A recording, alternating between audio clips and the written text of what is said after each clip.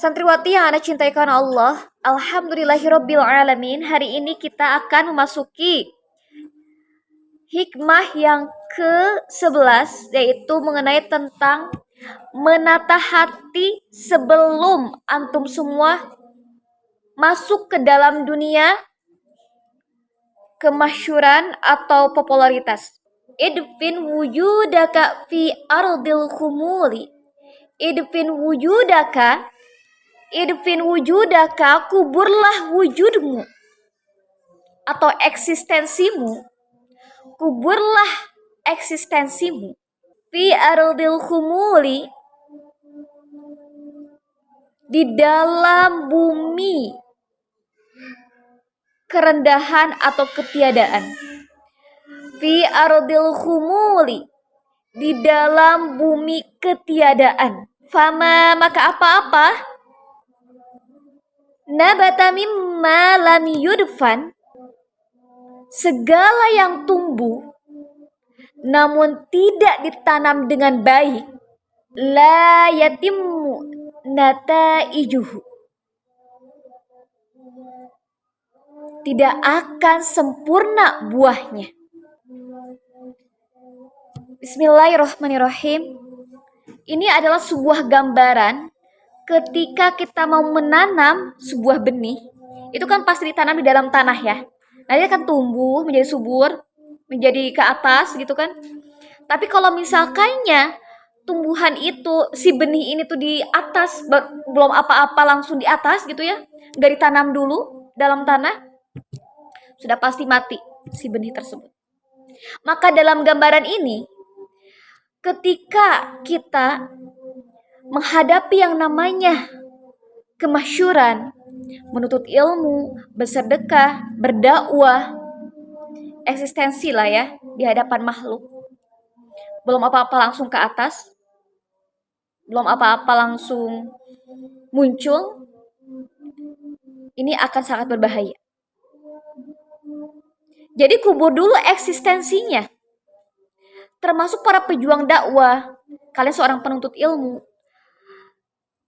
dikubur dulu eksistensinya. Maksudnya adalah mematangkan diri kita dulu. Mematangkan apanya? Hatinya, batinnya dikuatkan. Berkiprah di berbagai daerah, keluar kota, keluar pulau, keluar negeri, ketika menjadi seorang yang terkenal lah ya. Dalam artian mau gak mau pasti terkenal gitu ya, kalau dia tuh menjadi seorang yang masyhur. Belum apa-apa teh, maksudnya belum menata hati, tiba-tiba langsung muncul di hadapan publik, itu akan membuat kita menjadi ada yang saling mendengki, ada yang melaksanakan kebaikan-kebaikan itu bukan karena Allah, tapi karena ria, karena sombong. Ada lagi ketika muncul di hadapan publik itu, ketika ada orang yang tidak menghargainya, dia merasa kecewa diperlakukan seperti itu. Maka sebelum kita melakukan yang namanya eksis di dunia popularitas, ketika kita muncul di dalam dunia popularitas, maka yang harus kita lakukan adalah menata hati terlebih dahulu sebelum muncul kepada publik. Kita harus memerangi hawa nafsu kita sebelum menuntut ilmu kah, sebelum berdakwah kah, sebelum mengajar kah. Kita harus melawan hawa nafsu dulu. Beruzlah namanya ya, bersendiri, menyendiri, berkhulwat dengan Allah. Kayak gini, kayak Rasulullah SAW sebelum beliau ditunjuk menjadi seorang nabi, beliau itu beruzlah dulu kan di Gua Hiro, berkhulwat dengan Allah. Allah membimbing beliau sampai akhirnya beliau mendapatkan wahyu pertama, yaitu surat Al-Alaq ayat 1 sampai 5. Beliau beruzlah, berkhulwat, maka kita pun harus kayak gitu. Maka ketika kita di sini kan banyak yang ngajar nih, banyak yang bekerja. Maka ketika kalian siangnya itu bekerja, maka malamnya kan harus beruzlah, berkhulwat dengan Allah, berdua-duaan dengan Allah. Supaya menghadapi kehidupan ini tuh kita rasanya lapang aja. Aku bersama Allah. Gak ada rasa ria, gak ada rasa sombong, gak ada rasa dengki kepada siapapun, gak ada kecewa. Maka ini penting sekali bagi para penuntut ilmu, apalagi seorang yang mengajar, ini penting banget dalam menata hati sebelum melaksanakan itu. Sebelum melaksanakan yang namanya menghadapi publik. Sebelum kita masuk dalam dunia popularitas, dalam artian mau tidak mau kita pasti terkenal, kita jangan dulu eksis atau muncul jika belum ditata hatinya. Jadi kita jangan dulu muncul ketika belum ditata hatinya. Artinya ya Allah, aku mohon semoga ini bukan ria ya Allah, tapi ini adalah syiar. Aku mohon bimbing aku. Jika aku melakukan ini adalah karena ria, jika aku melakukan untuk postingan ini adalah karena aku sombong, maka aku mohon ya Allah bimbing aku untuk melakukan hal ini adalah untuk syiar agamamu ya Allah. Maka dipostinglah setelah lurus niatnya, setelah hatinya setelah ditata. Penting banget untuk beruzlah. Maka yang kemarin sudah Ana sebutkan, Al Habib Umar itu kan sebelum beliau mengajar, beliau sangat memperhatikan urusannya dengan Allah, sangat memperhatikan namanya hubungan dengan Allah. Ada mihrabnya kan, jadi itu enak banget sih kalau kita punya mihrab. Jadi mihrab itu adalah tempat kita berduaan dengan Allah. Terus selalu menyempatkan diri pada malam hari, tengah malam untuk berduaan dengan Allah. Masya Allah, tengah malam berduaan dengan Allah itu sangat nikmat banget santriwati. Coba sempatkan 10 menit aja untuk berduaan dengan Allah pada malam hari. Penting bagi para penuntut ilmu, apalagi bagi para penuntut ilmu, bagi seorang pendakwah. Nanti kan kalian juga insya Allah menjadi seorang daiyah, insya Allah ya, seorang daiyah. Insya Allah, Ana yakin di antara kalian pasti ada yang seperti itu. Jadi ini penting banget. Kenapa penting sekali? Jangan sampai kita udah belum apa-apa langsung pengen muncul, langsung pengen eksis. Jadinya apa nantinya? Jadinya ketika ada orang yang tidak menghargai, dia merasa marah, ada kesombongan, ada rasa dengki terhadap sesamanya. Maka dari itu penting sekali bagi kita untuk menata hati kita, atau yang namanya humul. Humul itu adalah mengosongkan diri kita. Udah berdoa ya Allah, merenung. Siangnya berkiprah nih, malamnya merenung. Siangnya berkiprah, malamnya beruzlah dengan Allah, berkhalwat dengan Allah. Itu nikmat banget santriwati. Serius, nikmat banget. Maka sudah Ana katakan kan, kenapa kita tidak merasakan kemanisan dalam ibadah? Mungkin hati kitanya masih kotor. Kenapa kita bilang la ilaha illallah aja susah rasanya. Bilang la ilaha illallah itu padahal afdalu zikri fa'alam annahu la ilaha illallah, padahal zikir yang paling utama itu adalah la ilaha illallah. Tapi kenapa kita tidak merasakan kemanisan dalam mengucapkan la ilaha illallah? Itu karena kita hatinya masih kotor. La ilaha illallah itu kan nikmat banget sebenarnya. Tidak ada zat yang berhak disembah kecuali Allah. Tidak ada zat yang berhak disembah kecuali Allah. Kalau misalkan kita merasakan tidak ada kemanisan dalam hal itu berarti kitanya masih kotor. Kalau kata Buya Arzi, maka sebelum kita melaksanakan amalan-amalan hidangan ibadah yang lainnya, maka beristighfar terlebih dahulu. Istighfar dulu yang banyak. Astagfirullahaladzim. Dihadirkan hatinya istighfarnya ya. Kita sering beristighfar, tapi kalau misalkannya kita masih tidak merasakan kemanisan hidangan ibadah yang lainnya, itu artinya kita belum sungguh-sungguh dalam istighfarnya. Belum dihadirkan hatinya. Iya. Al-Fakir juga suka merenung. Ya Allah, kenapa ya masih ada rasa malas di dalam ibadah? Oh, berarti aku belum sungguh-sungguh istighfarnya. Astagfirullahaladzim. Tazkiyatun nafas ini, pembersihan jiwa ini harus selalu kita lakukan setiap saat, setiap hembusan napas kita. Jangan sampai ada sedikit pun kita lalai dalam hal itu. Karena terus aja kita ada sombongnya, ada rianya, ada dengkinya, ada ketidaktenangannya. Kehidupan ini penuh dengan keresahan dan kegelisahan dalam kehidupan ini. Banyak banget. Hampir semuanya adalah mendatangkan keresahan dalam jiwa kita. Itu datangnya dari apa? Dari kejauhan diri kita dengan Allah. Maka kalau misalnya kita pengen dekat sama Allah, perbanyak istighfar dan bersolawat kepada baginda Nabi Muhammad SAW. Sebelum kita berkiprah dalam dunia dakwah, perangi dulu hawa nafsunya. Untuk apa aku berdakwah ya Allah? Ketika mau bersedekah, untuk apa aku bersedekah ya Allah?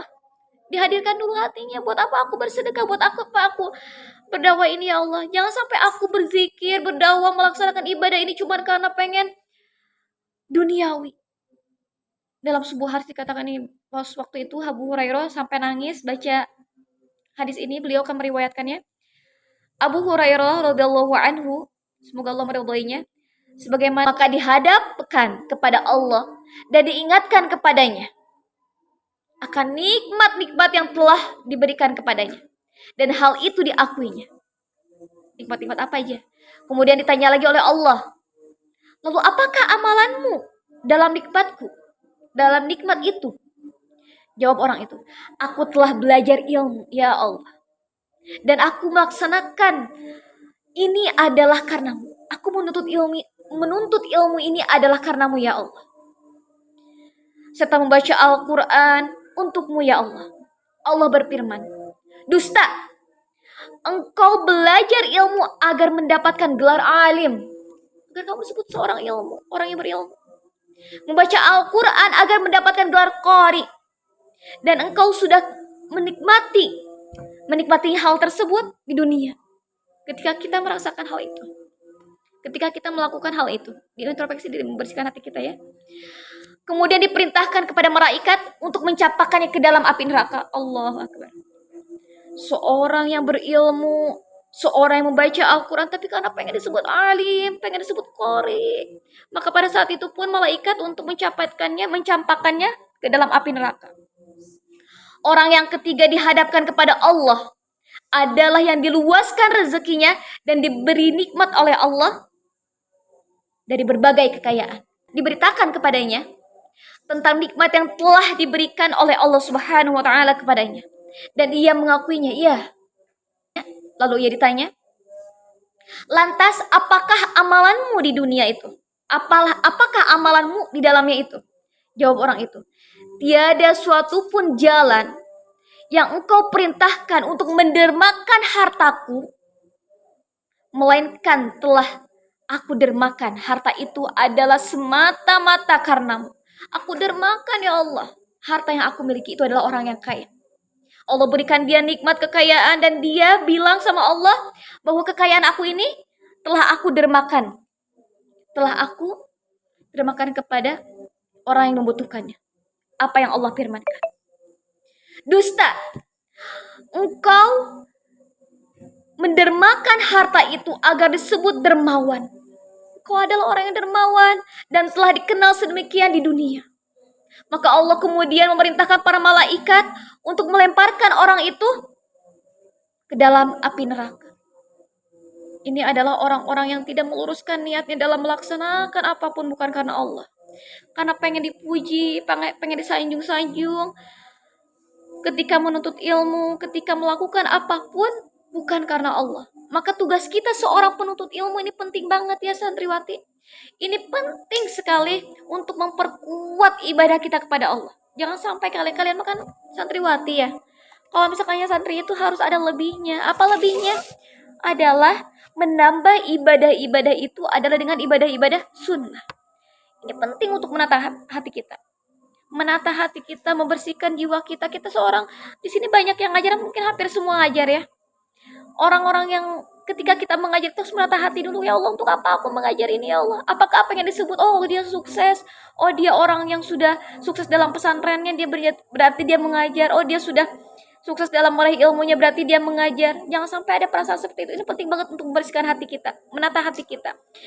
Maka ketika dia sudah seterkenal apapun, menjadi orang yang masyhur, menjadi orang yang populer, maka tidak ada apa-apa. Aku bersama Allah ya Allah.